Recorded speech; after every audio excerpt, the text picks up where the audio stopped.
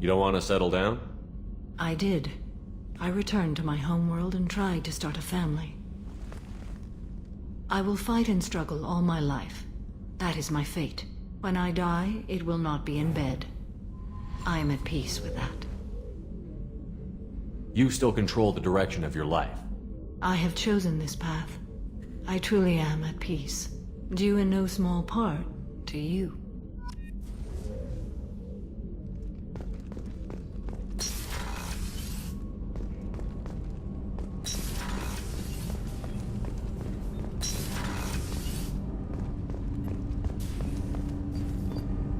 Do you need something?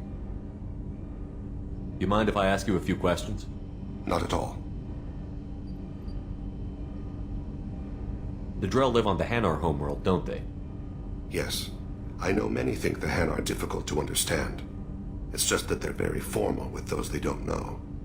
We know them quite well. If you ever get close enough to a Hanar that they tell you their soul name, you would find them warm. I thought that Hanar only let very close friends know their soul name. Most of my commissions were for Hanar.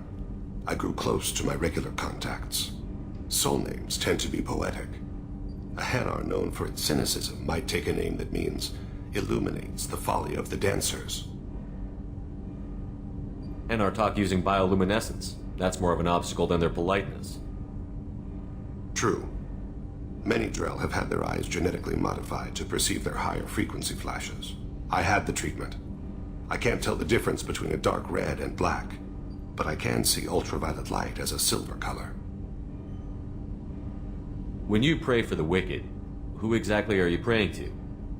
That depends on the circumstance. To find my target, I speak with them on Kira, Lord of Hunters. When I act to defend another, Arashu, Goddess of Motherhood and Protection. And when I have taken my target, I speak with Kalahira, Goddess of Oceans and the Afterlife. I didn't know that Drell had many gods. It's one of our older beliefs. Many embrace the Hanar and Kindlers now, or the Asari philosophies. The old ways are dying. There are so many ways to interpret one's place in the universe. Who needs the wisdom of our ancestors? The younger generations don't believe they can help us fathom genetic engineering, orbital strikes, or alien races. Oceans and Afterlife don't seem to have much in common. Consider, the ocean is full of life, yet it is not life as you and I know it. To survive there, we must release our hold on land, accept a new way to live. So it is with the death. The soul must accept its departure from the body. If it can't, it will be lost. There's something else I'd like to talk about. Ask, Have a few minutes to talk? if you wish. The last time we talked, you started speaking about a past event, as if you were watching it. Drell have perfect memories. We can relive any moment in our lives with perfect clarity. It's difficult to control at times. Some of us disappear into, let's call it solipsism. What do you mean, solipsism? When a memory feels as real as life, it's as valid as life. Thinking about a moment brings back the smell of cut grass, the warmth of another's hand on yours, the taste of another's tongue in your mouth. Wouldn't you rather lose yourself in such a memory than spend the night alone, staring at walls of metal and plastic?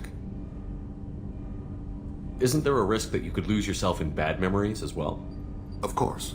Remembering the times I've taken bullets is unpleasant. But I can look at my knee and see it's not shattered. The memories that are hard to escape are those of despair. You can remember everything that happened in your life? Nearly. I expect if we remembered the birth trauma, we'd never recover from it. You can relive every assassination you've ever made? In perfect detail. Every mistake I made. Every target's last breath. That sounds difficult. At any moment, you could relive the guilt. Guilt? No. I've never felt any particular guilt about my contracts. My employers killed them. My body was only the tool they used. If you kill a man with your gun, do you hold the gun responsible? My gun can't decide right from wrong. You clearly do. My soul does. But my body is merely flesh. Flesh whose reflexes were honed to kill. Drell minds are different from humans. We see our body as a vessel, and accept that it is not always under our control.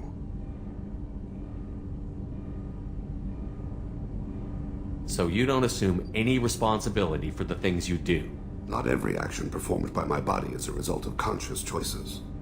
I take responsibility for those that are. Humans often believe in a soul distinct from the body. A spirit responsible for moral reasoning that lives on after the body's death. Our belief is just a bit more literal. The last time we talked, you remembered one of your assassinations. Something about sunset-colored eyes? That time. Laser dot trembles in the skull. Spice on the spring wind.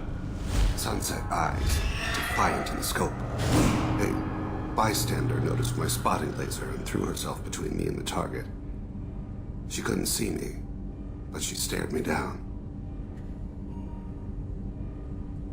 It was odd that you just blurted that out. Just another vivid draw memory? No. She was a vivid person. Did you take the shot? Not that day. I should get back to my duties. Shepard, I appreciate these chats we have. I haven't had a chance to speak to a Drell before. It's been fascinating. I doubt many humans have. There are only a few 100,000 of us left after all. I won't keep you.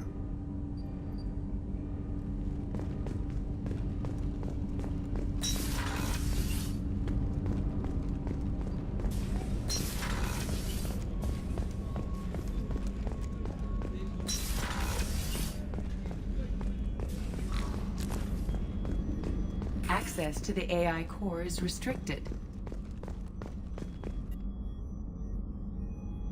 How may I help you, Commander? I have a present for you, Doc. Sarah's ice brandy? You didn't. Thank you. I always regretted not opening that original bottle when I still could. I won't make the same mistake again. Why don't we open this bottle right here, right now, you and me? You crack open the bottle. I'll get the glasses. I thought Alenko's biotic display might have broken Jenkins' back, but Jenkins pops up and yells, "That was awesome!"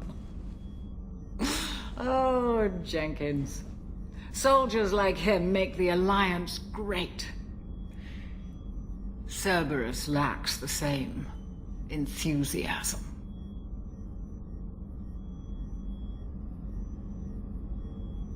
With your service record, you could have gotten a tour of duty on any Alliance ship. Why'd you really leave? Maybe it's less about leaving and more about staying. As a military doctor, I mostly treat people who are in bad shape. Often they die. And if I can help them, they move on. Either way, they leave. Don't you have any friends or family? No, not lacking friendship. Just stability. Joker will always have Vrolic syndrome. He would never admit it, but he needs my help, and he always will. I wish it weren't, but sadly, it's true. Treating Joker gives you a kind of stability. So does this ship, even if it's a copy. Or, hell, maybe it's you, Shepard. Our immovable center. A place for a person to stop and catch her breath. Or maybe I'm just happily drunk. Would it hurt if it was simple like that for once? Here's to simply being happily drunk.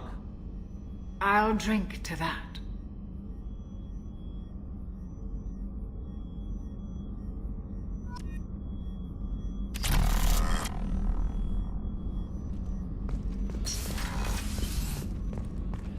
The commander has put together an impressive team. I've never worked with so many aliens before. They're a small army. We might just pull this mission off. Shepard, need me for something? Have you got a minute? Can it wait for a bit? I'm in the middle of some calibrations. Talk to you later, Garrus. I'll be here if you need me.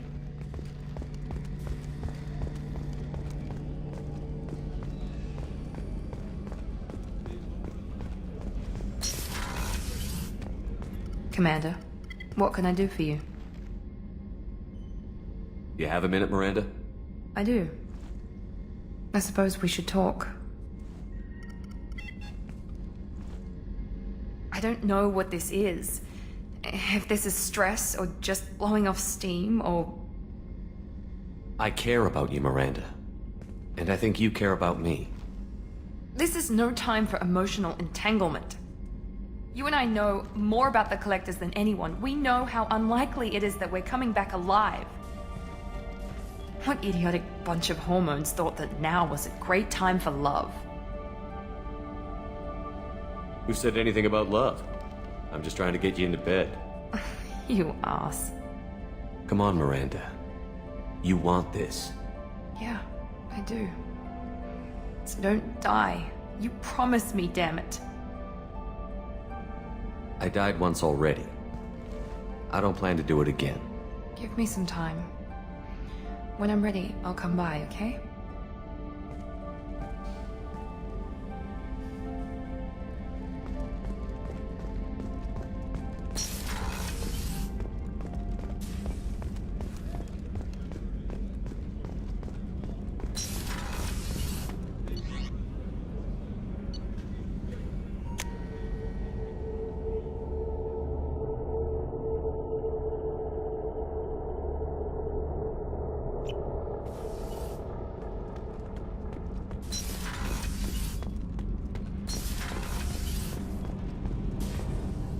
Shepard, what can I do for you?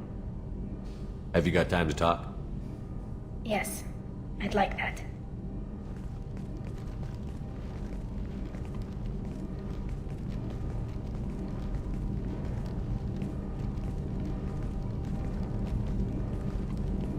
I've been thinking about the last time we talked, and I do trust you.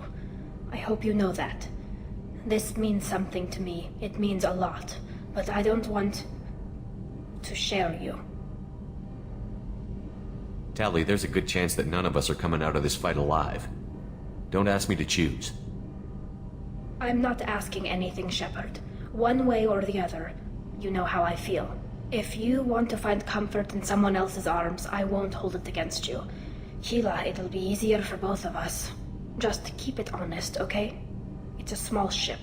Word travels.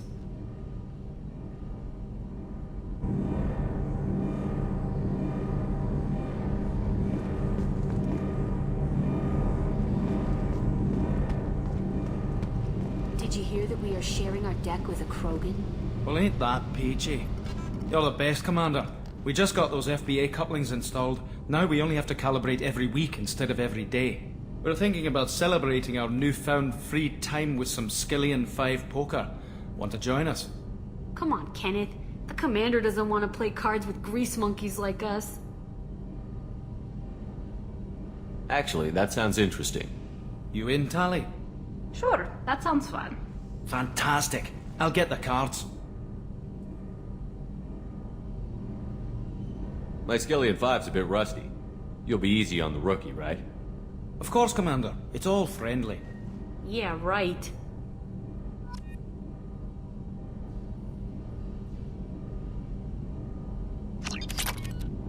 Be gentle on the rookie. I can't believe we fell for that. Never underestimate Shepard. It's so worth losing to see you taken down a notch. Beat me at my own game. You're all right, Shepard.